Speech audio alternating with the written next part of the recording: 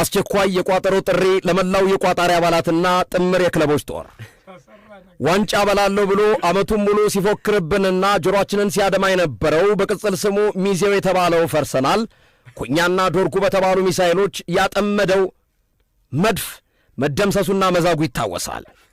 ይህ የዛገው መድፍ ከወደቀበት ለመነሳት አሁንም እየተንደፋደፈ ነው። እግሬ አውጪኝ ብሎ ሲሮጥ በተኩላ መነከሱም ይታወሳል። የውድቆት ጉዞ ላይም ይገኛል። ሰራዊታችን ይህንን ኃይል ልክ እንደ እባብ አፈርልሶ የሚነሳበት ትንሽዬ ዕድል እንዳለው ይረዳል።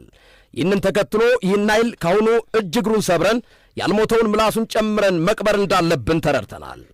ዛሬ ምንም እንኳን ታሪክ ለሚዜው ብታደላም እንዲሁም ሚዜው ዶሮ መበለትና መብላት ላይ የሚያክለው ባይኖርም የጥምር ጦራችን ቋጠሮ ምንም ተራራ እንደሚያፈርስና ምንም ኃይልን እንደሚደረምስ በቅርብ ጊዜያት ተመልክተናል፣ አሳይተናል።